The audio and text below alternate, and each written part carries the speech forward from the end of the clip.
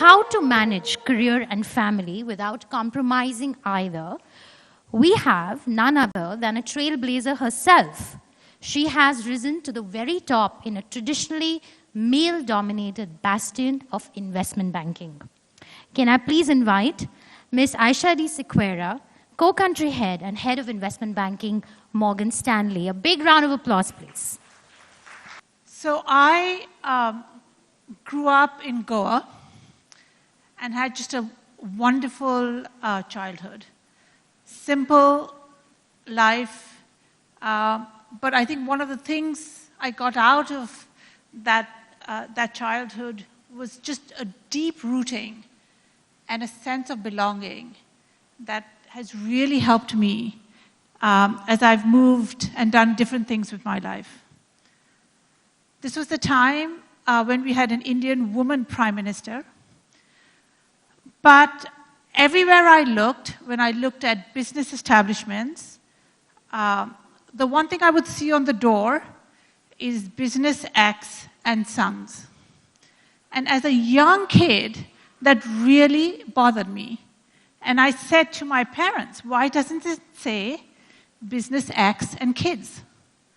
But nobody could ever answer that question for me.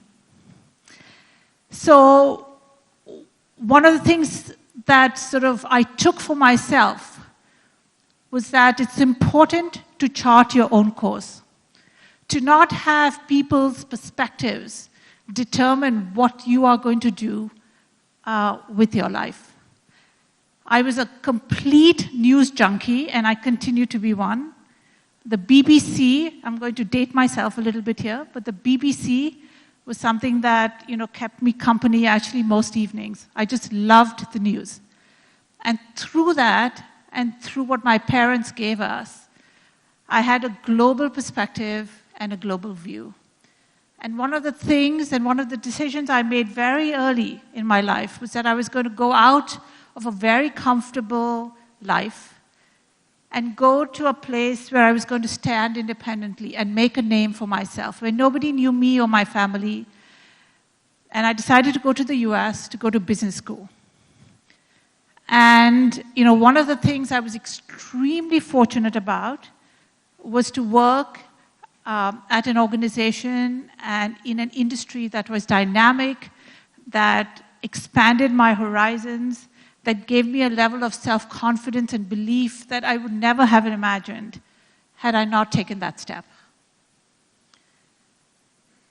That getting outside your comfort zone is something all of us get told, but living through it and really seeing the benefits for yourself from that, it's something that sort of I talk about a lot.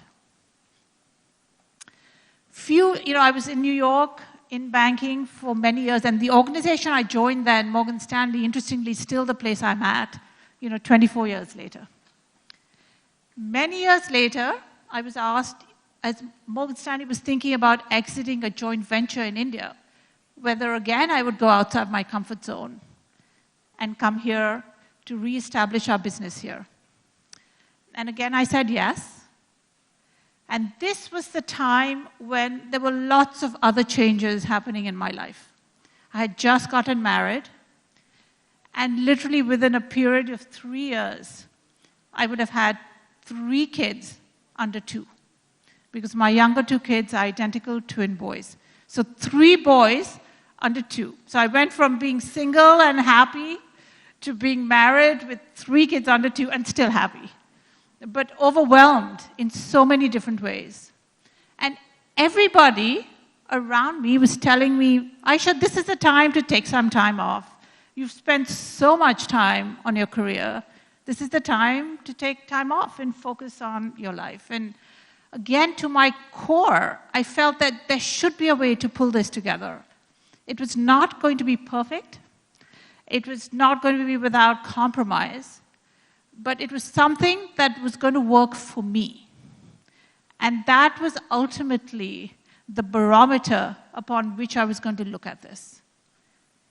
And, through incredible networks, both personally and professionally, through a deep sense of wanting to make it work. I cannot tell you the importance of that part of it. There were lots of times I had self-doubt as to whether I was making the right choice.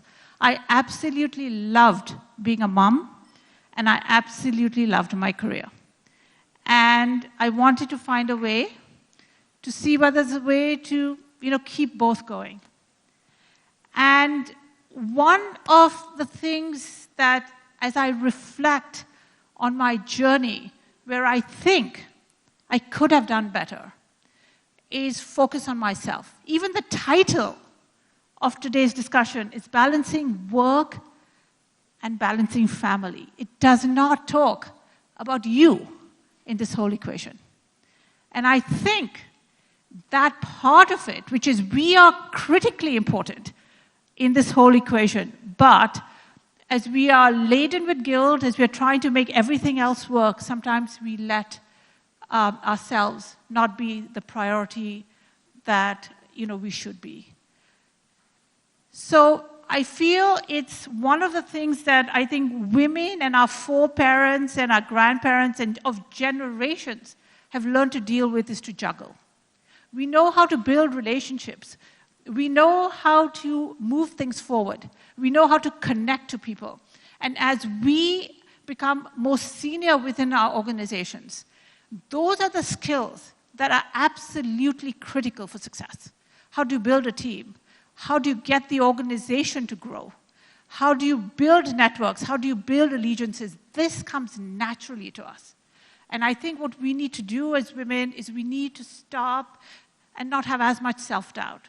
There were times when work will become a priority, and there are times when our kids need to become a priority, and there are some times where we need to be a priority.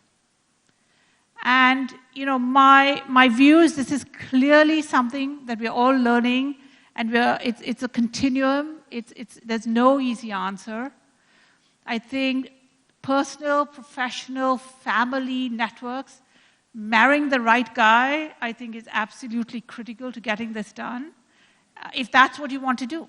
I got married late, and I was extremely happy being single, so it's not necessarily the thing you have to do, but if that's something you want to do, then that's something that, choosing your right partner, I think is very important, because you need a supportive partner to get this through. So, I know there are, lots of people who've done different things. My equation has always been, just being happy with what I'm doing. Making sure that I just get exposed to people, love to connect with clients, take relationships forward, take ownership, always look to grow, always look to learn. And as my kids grow, they're 10 and 8 now. The needs that they're going to have are going to be different than when they were sort of 1 and 2. So, with that, I just wanted to leave, some time for questions or any perspectives that people may have.